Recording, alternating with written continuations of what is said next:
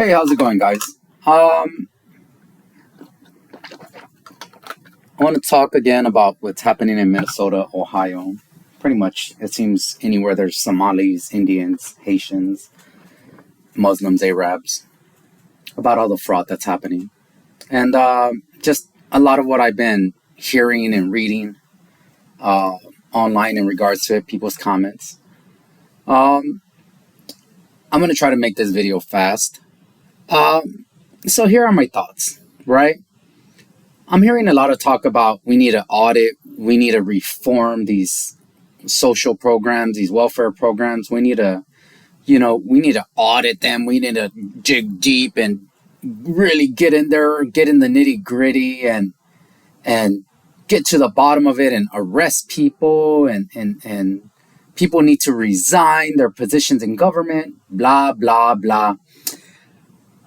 Guys, no, no, absolutely not, guys.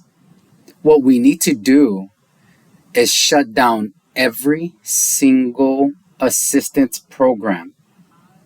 What we need to do, the only way you prevent fraud is by not giving fraud the opportunity to exist. You understand? Anytime government provides something with money from people like you and me, there's always going to be fraud because it's built into the system. The people within the system are the ones that perpetrate, perpetrate. You know the word I'm trying to say. They're the ones that cause the fraud, guys. They're the ones that are in on the system. They're the ones that are doing it. They know the system. They know the paperwork. They know the process. They're the ones that get it going. On top of that, I talked about how our government was in on it, but how the UN orchestrated everything. But here's the other thing I didn't mention. What about all the law firms? All this cannot happen without law firms. Every single lawyer that participated in setting up these LLCs, these S corps and whatnot, they all need to be thrown in jail. The law firms need to be shut down. All their assets need to be taken, need to be sold, and that needs to go back to the coffers of the American people. This talk about reform and audit, fuck that. Shut every program down. Guess what? Guess what? I work a lot. My wife works a lot. Her entire family works a lot. Half of my family, most of my family now works a lot. Before they were welfare leeches, right? But now a lot of them got themselves out of it. And I take action. I actually take a lot of credit for that. I do. Right? Because I was the first person in my family, one of the first, to show them there's a way out. Right? I worked my butt off. I joined the military at 18. I left. I stayed away from home. I built up myself. I got out the military, did the Navy contractor thing for a while, met a woman, went back to school, got a bachelor's in business science, graduated while working full-time for Chase Bank. So I did both simultaneously. I was a full-time student and a full-time employee for Chase Bank. 4 years straight, I was exhausted. And I graduated. The first person in my entire family to graduate college. On top of that, I was one of the first ones to join the military and actually get through boot camp, serve 4 years successfully. Most haven't, right? Were there a couple that tried? Yeah. It didn't work. After 2 years, they got kicked out. And so I did all this. And then I built a very good life. And me and my wife, we when I met her, I wasn't in the best place. Like, yeah, I was making decent money, but I was going through a divorce. And, my first wife got me good, man. She got me good. Had to sleep in the car for a while. Thank God I had a paycheck before she cleaned me out. I saved that paycheck. I showered at Gold's Gym because I had the $30 membership there. So I slept in my car, showered at Gold's Gym, did everything at Gold's Gym. And then I would go to work, and then one paycheck turned to two. And then eventually I was able to get an apartment and then rebuild myself from there, right? And so I think by setting this example, I showed that it can be done. It's just not easy, but it can be done. If you are stubborn enough, anything can be done.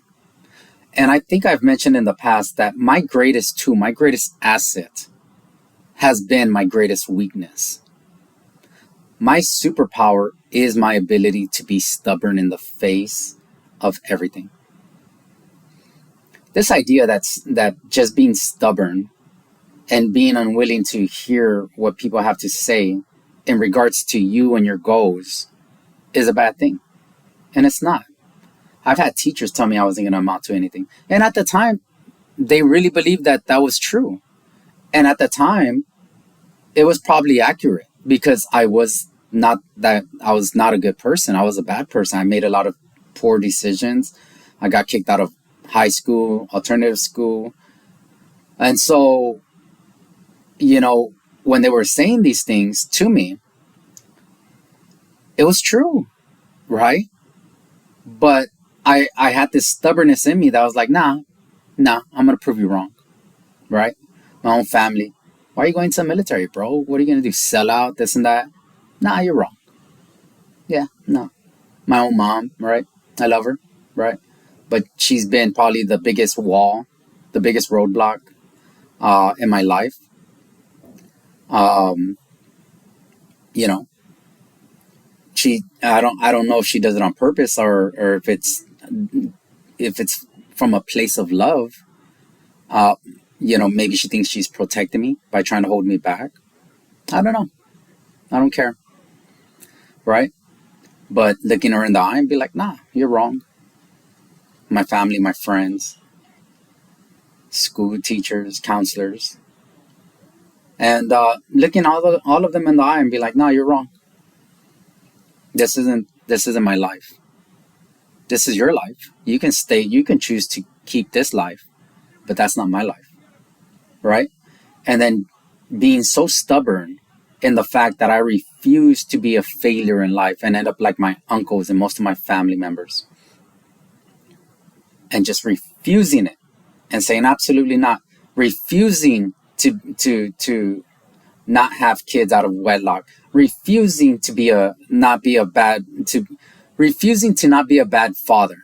I refused it. I was like, I'm not going to ever abandon my kid. I'm going to be there every step of the way. I'm going to raise good kids. And I didn't have a father. Right?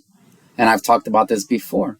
And it's a 50-50 blame game. The guy who got my mom pregnant, he was a coward. He didn't fight for me. But at the same time, my mom used me as a weapon against him. And so, as much as I love my mom, I have a lot of anger and hate for her. And it's okay to say that. It doesn't make me bad. It's just the truth.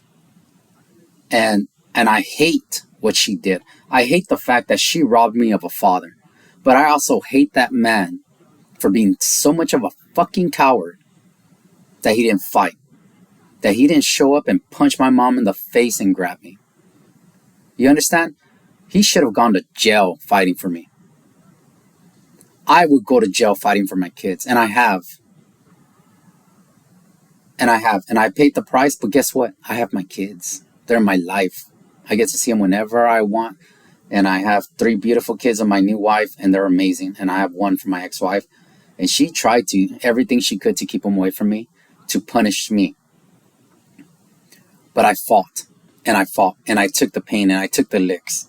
And she used every government weapon against me. And I fought until I broke her. And no, I didn't go breaking her teeth or anything like that. But no, it was my stubbornness, my unwillingness to quit and walk away from my boy. That's my boy. Yeah, she gave birth to him. That's her boy. But that's also my boy. That's 50% my son. And I refuse to be a coward. I refuse to back down. I looked her, I looked those cops, I looked the government, the DA in the face, and I was like, I ain't going nowhere. You want child support? I'm not doing that. That's my kid. I didn't ask for you to take him from me, so I don't have any responsibility. I will gladly take him right now, and you don't have to pay child support.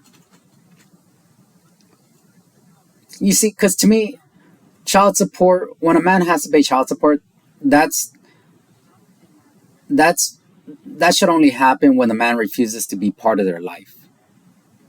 You understand? But if somebody's stepping in, if the woman's stepping in with the government and they're like, okay, we're going to take your son away. You can only see him every other weekend. And by the way, you're going to have to pay her 30-40% of your paycheck. I looked all of them in the eye. I was like, I'm not going to do that. You're absolutely insane. I'll just quit my job. You'll get shit from me. I'll live on the fucking street. You think I'm going to be a slave to you and the government? I'd rather be homeless. I'd rather be homeless in the street and living free. Right? I'll beg for money. Guess what? It's all cash. Can't take that.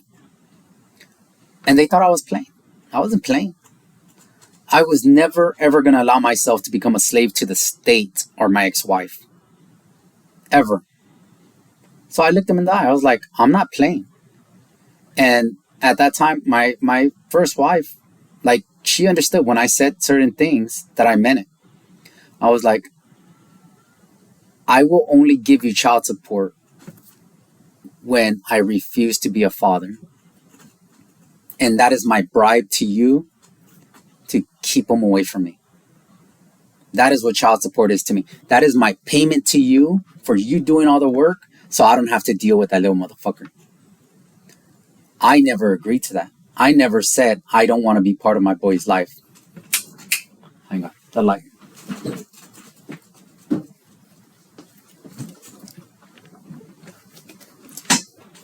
Well, you got to take care of your son, James. This and that. I was like, I will.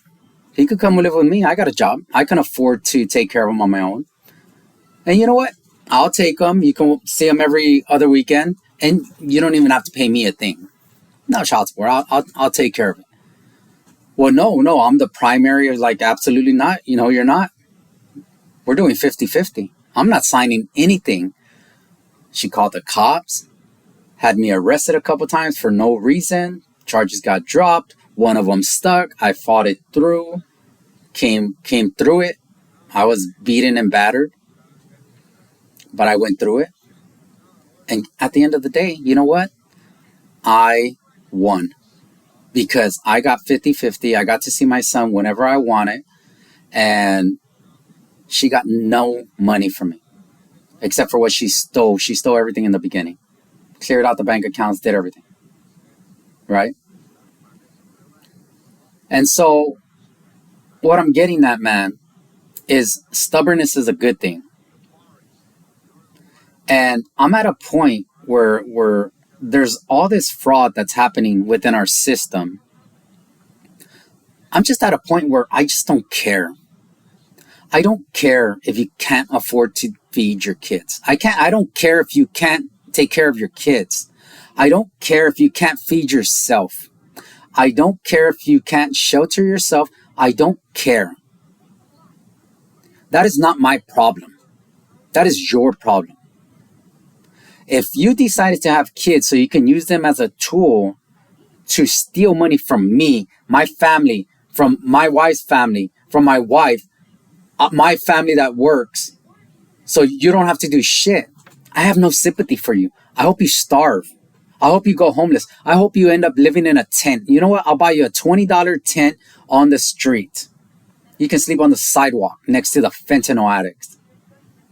I have no sympathy for you. And if you can't take care of your kids, guess what? We should take them away.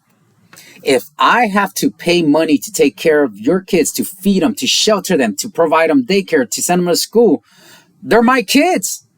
That's what I do for my own kids. Why wouldn't I just take your kids and raise them as my own? At least I can raise them better.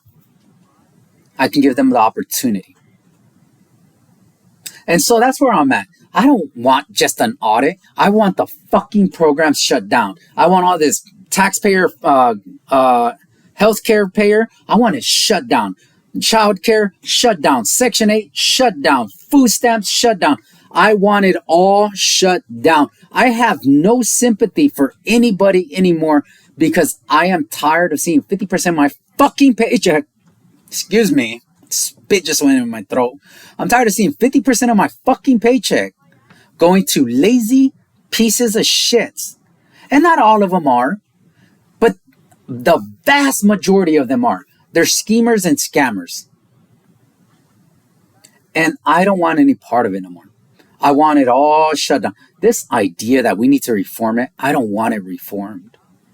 I want it shut down. I want those programs burned to ashes. And I want those ashes reburned. And I want them to go through a fucking catalytic converter so it gets rid of every fine particle.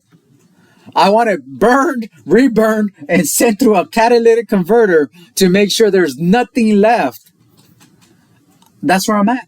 And I don't care if I come off sounding like a dick. I don't care. If you can't take care of yourself, if you want to come to America and live a better life, guess what? You start off at zero, at scratch. It's not a problem if you can't, if you get here and you're like, I don't know what to do.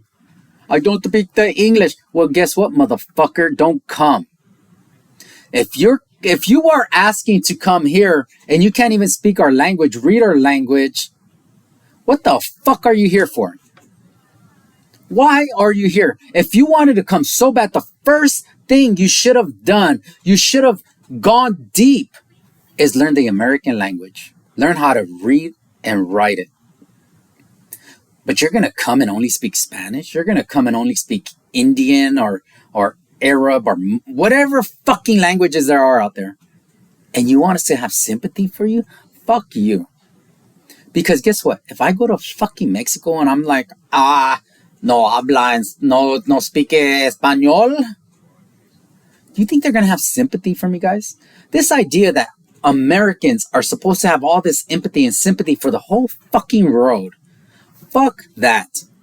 Fuck your country, and fuck you if you want to come to my country and beg us to get here, but then when you get here, you're not even willing to learn the fucking language. You should have learned the language before you asked to come here. And there's no reason why you can't. There's fucking YouTube. YouTube has everything. It's the greatest repository of information to ever exist. There's nothing you can't learn on YouTube. And it's free. Watch some fucking ads. I pay the $20 a month. Why? Because I don't want to watch ads. My Netflix, I pay the extra $5 because I don't want to watch an ad. Anything I have, Paramount, HBO Max, I pay extra because I don't want to watch an ad, right? Guess what? If it's free, watch the fucking ad. But you're still going to be able to learn everything on YouTube. I have no sympathy no more, guys. I used to be bleeding heart. I used to be like, we got to help people. Fuck them. Fuck them. I have a good life, but my life could be so much better if I got to keep more money that I worked for. All these people that have flooded our country, and we allowed it to happen both under Republican and Democrat administrations, I have no sympathy for. I don't want fucking Indians from India in my country no more. You know why? Because they are not coming and speaking English. And when they come, they bring their dirty way of life. They throw trash on the fucking floor. They have no respect. They're rude. They have no common courtesy. And just because one or two of them out of 100 might, that is not good enough. I want 100 out of 100. If they come into this country, my country, your country, when they come into this country, I want them to be the most well-behaved people, the most polite people, the most articulate people, the most hardworking people, the people that will never, for 2, 3, 4 generations, their kids will never see a penny, a single penny of assistance. Do you understand that? You don't have the right to vote. Just because you come into our system and we grant you permanent residency or natural citizenship, you shouldn't have the right to vote for 3 generations minimum. Minimum. You should not have the ability to vote minimum for 100 years. 100 years until your roots are planted in America, till you bleed America, till your kids bleed America, until somebody in your family or numerous people in your family have served our military and died for this country. You should not have the right to vote. That is where I'm at. And I don't care if I sound like a dick. I don't care no more, guys. I don't care. I don't have sympathy no more. I don't have this empathy. I don't care. I want it shut down. And if you as a parent, if you're listening to this and you're like, yeah, but I need that to feed my kids, then you don't deserve to have your kids. If I'm going to feed them, if I'm going to shelter them, if I'm going to pay for their school and their school lunch and their school supplies, they are already by default my kids. The only difference is I don't have them in my house, raising them with my values. And I assure you, I have good kids. My first son, Nathan, beautiful boy. I love that boy. Any one of my kids, I love them all equally. But he was the first love of my life. You'll never know true love until you have a kid. You'll never, ever, ever know true love until you have a kid. I would sacrifice everything for that boy. I would sacrifice everything for any one of my kids. And when I first had him, I was terrified. I was scared. I was like, I don't know how to be a father. Never had one. I don't even know how to be a man. Never around them. I was always surrounded by women. All the advice, everything that I received in life was from women. So I had no clue, and I knew I had no clue. But I knew that I wanted him to be a great man, a good man, a strong man, a powerful man. And so I did what I felt was the right thing to do. I started looking around. I started looking here, and here. I would go to the grocery store. Anywhere I would go, I would look for a man with a child, and I would just observe. And when I saw a man doing something that I was like, oh, he looks like a good father, I would just observe and pay attention and see what they would do. And then I was like, I'm going to do that. And I would just do that. And then when I would meet good kids, and then I would get to know their parents, I would be like, oh, I'm going to do that. That's how I learned to be a father, man. Because my mom robbed me of a man. My mom robbed me of a father. And for that, I will always hate my mom. As much as I love her because she's my mom, I will always hate her. Always. I will always have anger for her because she robbed me of that experience. That was not her choice. She had no authority to do it, but yet she did it, and she robbed me of a father.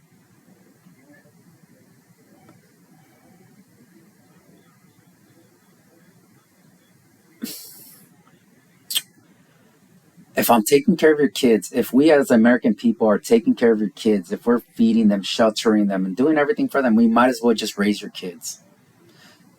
And we'll get you a tent. And we'll put you somewhere in downtown next to all the homeless people. We'll send an NGO to get you free needles. Because you're already useless to society, so we might as well speed up the process. I was watching. Let me take a break. I gotta go pee, and I'm gonna pick up. Hang on. All right, sorry about that. I had to make pee-pee. As you get older, the bladder is a little bit more sensitive. It fills up a lot faster, trust me. It's agua.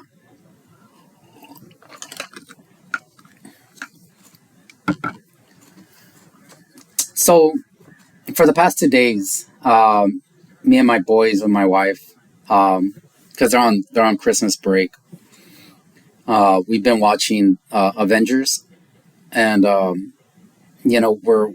we just finished Avengers of Infinity War, and I'll tell you, man, you know, rewatching that movie with an open mind, I honestly can understand Thanos. I really can. Like, I get it.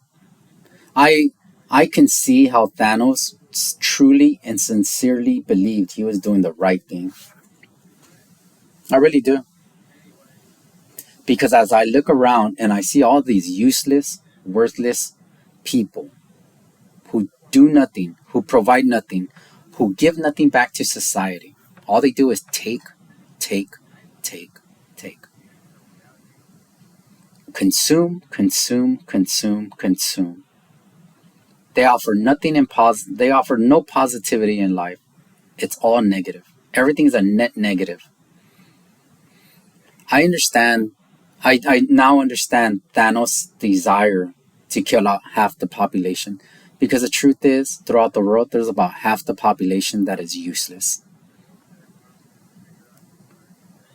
Like, I really do. And if you rewatch those movies with an open mind and you try to understand where and why Thanos is going about doing what he believes is the right thing to do, I truly believe that a part of you would agree with him. Now, that's not what I want to happen. And there's no way where I believe that should happen. But my point is to tell you that I understand it. Because the more and more that is being taken away from me to give to people who do nothing, the more and more I'm starting to feel like that. And it's an ugly thought. It's an ugly feeling to have those thoughts. It really is. Because at the end of the day, we are all God's children. But here's the problem. We're not all equal. This idea that we are all equal, we're not all equal.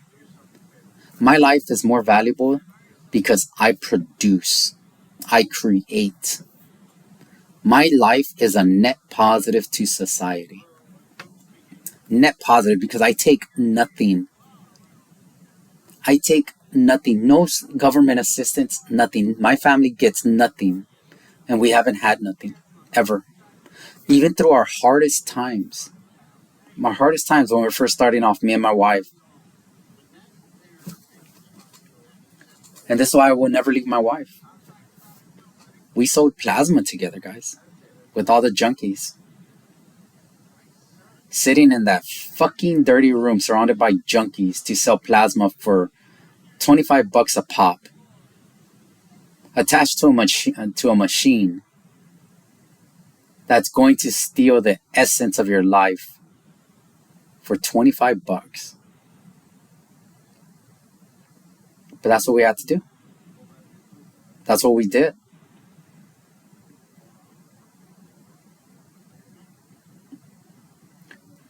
And so,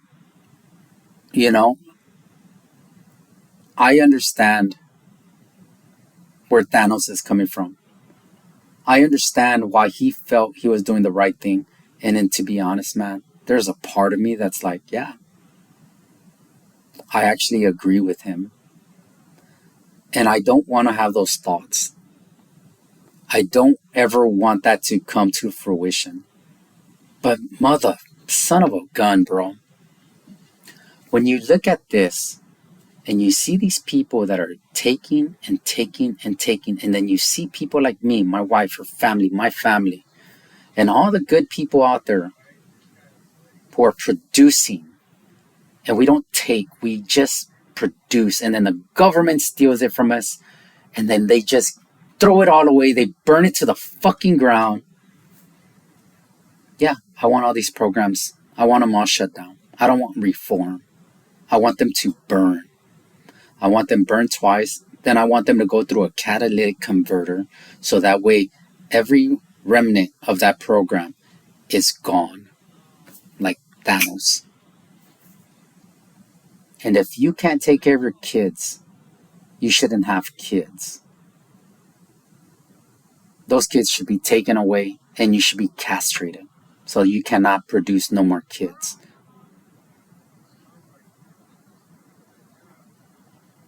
That's just where I'm at mentally now. It's not fair to us as good people, hardworking people, people that make the system go round. It's not fair for us to constantly get fucked, to take care of horrible, lazy, blood-sucking parasites. It's just not. My life should not be reduced to accommodate the life of somebody who refuses to do better for themselves. My kid's life should not be reduced to accommodate the kids of those people. That's not my responsibility. And if I'm going to continue paying to support your kids, well, guess what? I might as well take your kids away from you and raise them. Because then I can raise them to be productive members of society. And that's what I want, guys. If these programs are to continue existing, then they should only exist for the kids. The parents should be left out in the cold in a tent with a NGO swinging by every couple of weeks to provide free needles while you sleep on the street. And your kids should be taken away, and the family that's now raising your kid should get the assistance. If I'm going to take care of your kids, I would just take care of your kids directly. And then just give me the assistance. That way I can raise them to be good. That way I can raise them with a little bit of help. And I guarantee you, people like me will do 1,000, 1,000,000 times better job. And those kids will grow up to be successful. They will grow up to be productive, good people in society. Government assistance should no longer exist for parasites. It should exist for people like me while we take away your kids and raise them as our own. And you, as the grown-up, should be left out in the cold, the heat, the rain, in a tent where an NGO swings by every couple weeks to give you free needles. Because I'm okay with that. And the government swings by every couple weeks as well, and they're like, hey, you don't look very happy. Have you ever considered MAID? We offer the service.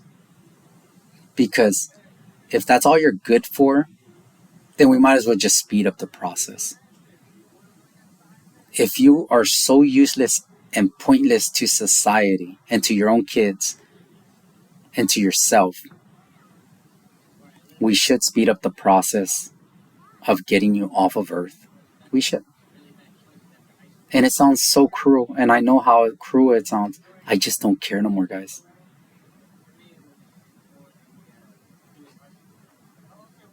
I challenge you to rewatch the Avengers with Thanos and all that. And really open your mind. And I'll tell you, if you do that, there's going to be a percentage of you that agrees with him.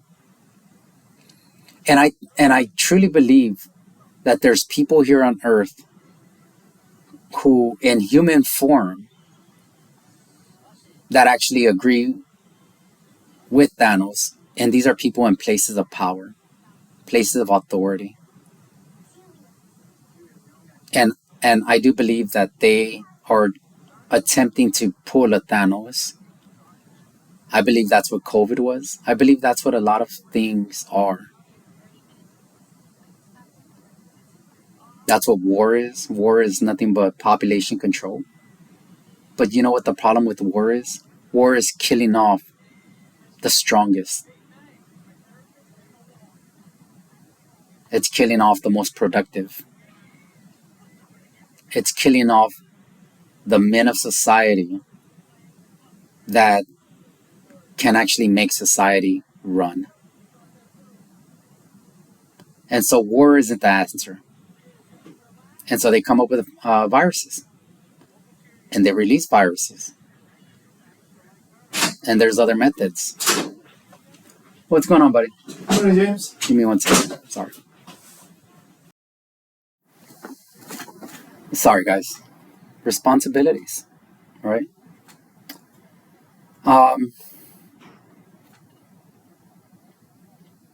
Yeah, man. I do believe that there's a percentage of the uber elite and people in power that they want to pull a Thanos, and they are trying to pull a Thanos, and they will succeed. And the problem that I have is I don't know if I disagree with them anymore. But it makes no sense for them to do this blanket effect, and it kills off the most productive people, when really the target should be the parasites of society. You see, Thanos, in my opinion,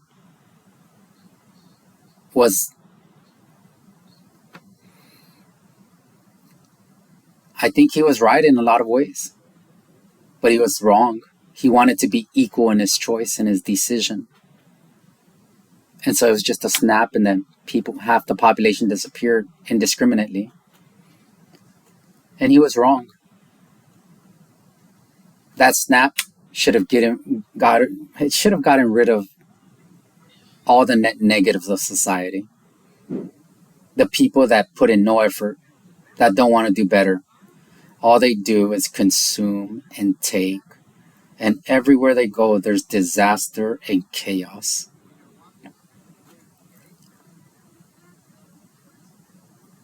Saying this, I'm going to look like a monster.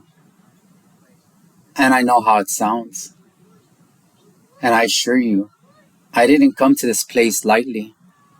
I didn't. And I don't want to be in this place mentally. But there comes a point where we all have to make a choice.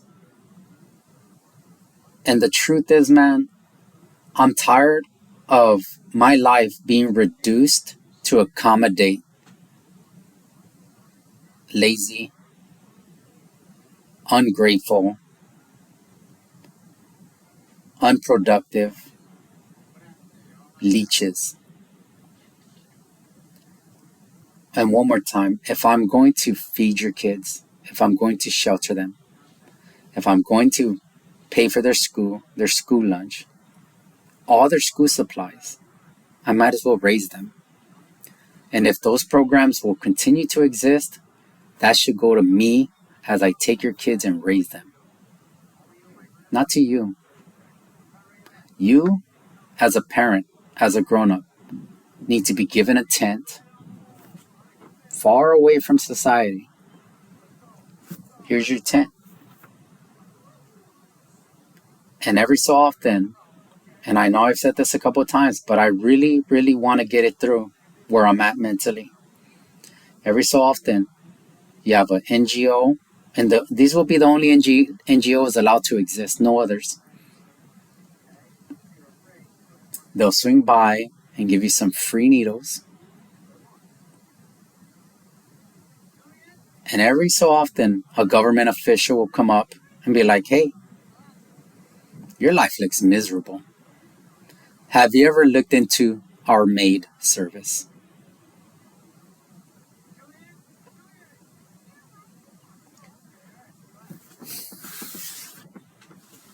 It sounds cruel, guys, because it is cruel. But at what point in time in society do we stop being sympathetic and empathetic, and we start becoming realist? We start looking for things as the way that they are, rather than the way that we want them to be. And in order for things to go and become the way we want them to be, it involves those people who refuse to be productive, to change who they are. And the problem is these people are not going to change. And why should I be punished for that? Why should my kids be punished for that? Why should my wife's family be punished for that? All the good people out there that wake up at 6 in the morning to be stuck in traffic at 7 in the morning, to get to the office at 8 in the morning, to work at a job site for 9 hours, an hour lunch, 8 hours working, to get in a car at 5 in the afternoon, to be stuck in the traffic from 5 to 6, to get home at 6, have 4 fucking hours to spend with their family before they have to go to sleep and do it again. Why should we be forced to live that life to accommodate the worst of the worst? I'm just one of the few people that's willing to say it out loud and say it. Just say it. It should be reversed. That shouldn't be my life. That shouldn't be my life to take care of you, the lazy person, the unproductive person, the leech, the parasite. My life shouldn't look like that to take care of you.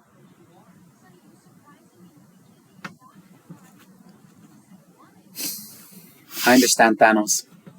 After rewatching that movie, listening to Thanos, trying to rationalize Thanos, I get it.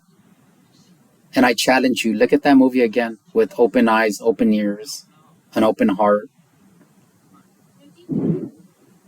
And yeah, I think there's a lot of truth to what Thanos is saying.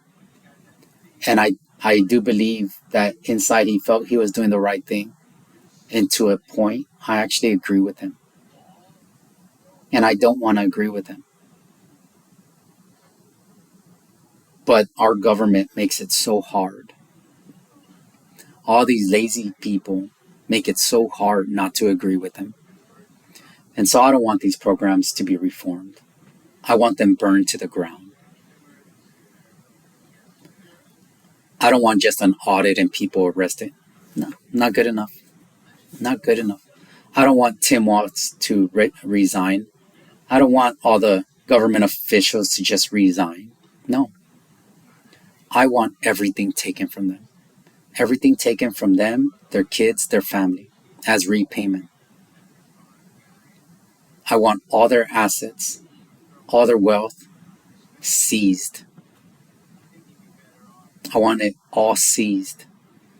I want their kids to start, their kids, their family, everybody that received a penny, a single penny.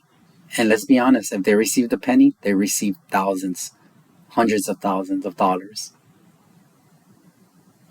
I want them to start off at zero.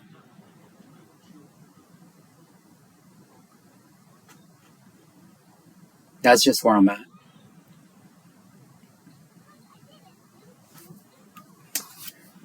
The last thing I'm going to talk about, man, is, I see that like Keir Starmer out in England, he keeps, and it's not just England, so I don't even want to just pick on them, but there's a lot of them. There's a lot of governors here and mayors, just like in Minnesota, Ohio. It's happening in Texas, California. It's happening in every state where they're putting foreigners before their own citizens. There's hardworking Americans who work every day and can barely afford rent, and these people are just coming to our country, can't speak the language, aren't producing, are only taking, and they're given Section 8 housing, food, and it's infuriating. And all you can do is ask, why are they doing this? Why is the UN doing this? And the truth is, guys, this is something I talked about in the past. It's because they want you to get angry. They want you to get to the breaking point because they want you to react. They want you to react because as you react, there's an uprising that happens. And then from there, they'll declare a state of emergency and they can enact their new government. And the truth is, I actually agree with them. The only way through this is through that channel, through that path. Elections aren't going to work. We're past that. All elections are rigged. They're all fake. It's like the NFL, the NBA. It's like all sports now. It's all fake. It's all scripted. The only way through it is through an uprising. That's it. That's it. You just have to make sure that at the end, when you win, you have the right people. The people with the moral compass, with ethics. People who are stubborn. People who can't be bought or broken. Who can't be manipulated, honeypotted. That are there to take the reins and do what is right. You see, these people are planning on you uprising. And through you uprising, they declare a state of emergency, martial law, and then afterwards they implement their new government. Travel restrictions, a lot of things. But their path to their solution is actually the same path that we have to take to our own solution. We've seen Pam Bondi, we've seen Kash Patel, we've seen Trump, and I am a huge Trump supporter, and I see this man, and he is fighting, and I believe he's doing what he believes is best. But it's just too big, guys. It's too big. He's fighting corruption at all levels.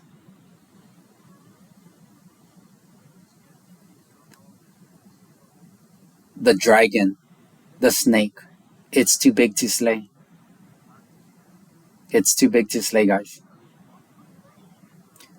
And as much faith as I have in him, and I see him fighting, and so I support him. And every time I hear somebody talk negative about him, I do defend him.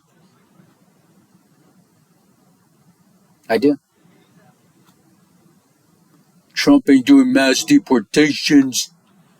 He hasn't cut the budget. He's not deporting enough people. People aren't being arrested. Like, shut the fuck up. You know, I listen to Nick Fuentes. And I agree with Nick Fuentes on a lot of things, man. I like Nick Fuentes. But here's the problem with Nick Fuentes. Is there something about him that's not right? I can't pinpoint it yet. But there's something there that's not right. Everything with him is vote Democrat or don't vote. Vote Democrat or don't vote. That's his solution, guys. He doesn't attack Democrats. He never goes after Democrats. He never says, don't vote Democrat, vote independent. You understand, like, there's something about him that's not right. And he's so smart, and he's so articulate, and he's so charismatic. He's got so many positives. And there's something there, guys, that's just not right. He's not, he probably says it. He didn't vote for Trump. He's not a conservative. He's not a Republican. But then what is he? If his solution is always to not vote for a Republican or conservative, or if you're gonna vote for Kamala Harris, right? That isn't that what he said? Then at what point in time do you start listening to what he's saying and realize that maybe there's something deeper there that he's really good at hiding?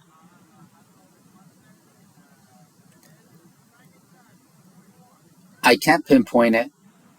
I'm gonna listen to him because I like listening to him because he makes a lot of good points. But he's not who he claims to be. That's all I'm saying. He's not. And if you listen to him, continue listening. But you gotta start listening deeper. Because I think you're gonna come to the same conclusion that there's something not right there. And yeah. And the same thing with Candace Owens. I've said it numerous times in the past. I adore Candace Owens. She's so damn smart and brilliant. It's amazing. And she's so pretty. And the way she's able to use words like a samurai with a knife or with their swords. It's something of beauty to watch.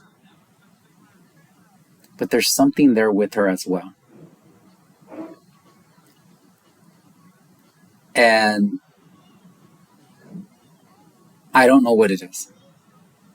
Something's shifted. And it has nothing to do with Trump. It has nothing to do with a lot of things. Something there shifted. And I don't know what it is. But if you listen to her,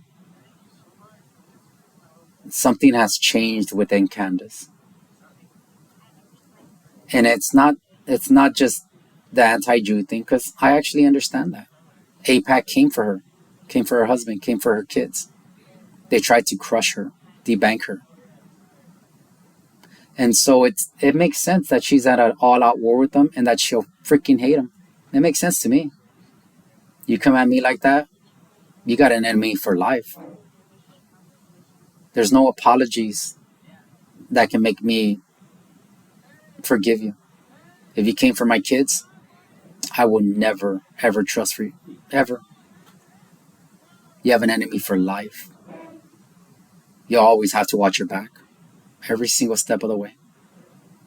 You always have to live in paranoia. And that's what they did. They came for her. And so I understand that. But something else shifted there. I don't know if she went into a dark place because of what happened and she hasn't found her way back. But something shifted. And I do sense a darkness in her that wasn't there before. And it could just be that she hasn't found her way back through all that anger and hatred. And it doesn't mean you have to forgive. It just means you have to find your way back. And I that's what I think is going on with Canada. I could be wrong. And it could be the same thing with Nick Fuentes. They put him through the ringer, guys. The Republican Party put him through the ringer. The deep state in the Republican Party put him through the ringer. And so maybe he's at the same place where he's like, burn it all down. And that's where I think Candace is as well. So maybe I did identify it. Maybe they're at a point where they're just burn it all down. And you know what, guys? Now that I'm saying it out loud, maybe I'm at that same place. Burn it all down.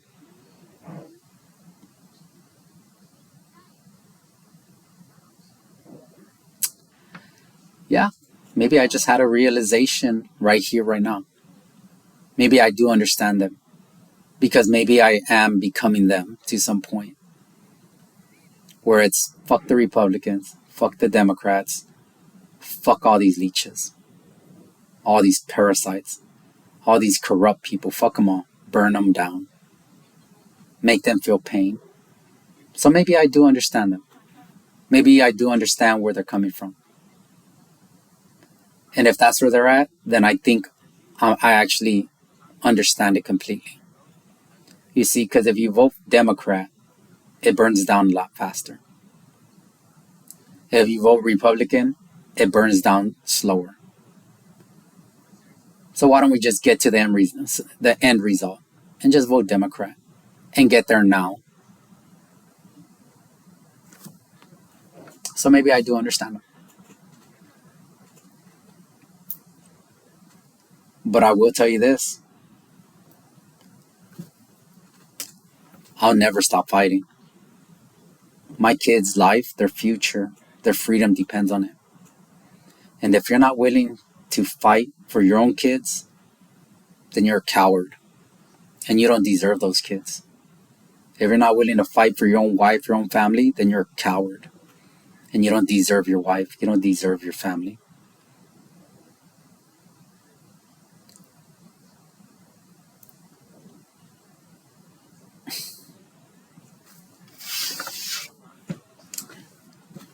Yeah, man. I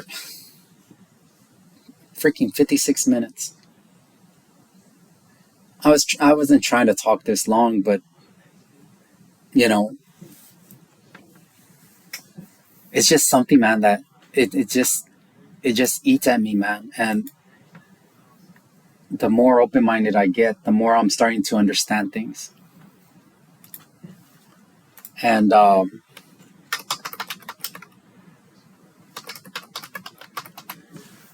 and the more, yeah, the more I actually do understand. And so, as I did yesterday and in the past, um, in the great words of Frank Sinatra, I'm gonna sing a little bit more this time. It's just such a good song, man. It's called My Way by Frank Sinatra.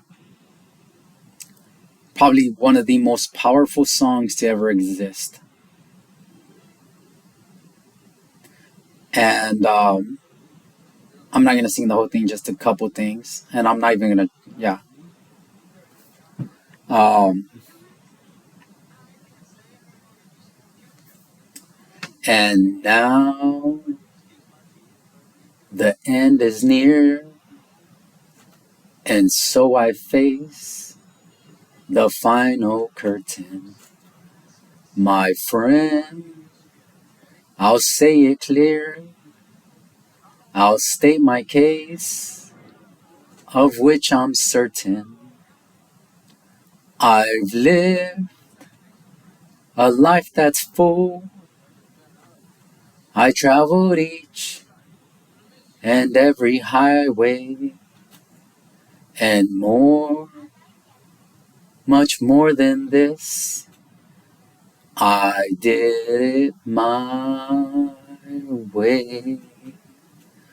Regrets, I've had a few, but then again, too few to mention. I did what I had to do and saw it through without exemption. I planned each charted course, each careful step along the byway, and more, much more than this. I did it my way. Yes, there were times, I'm sure you knew, when I bit off more than I could chew. But through it all, when there was doubt, I ate it up and spit it out. I faced it all and I stood tall and did it my way.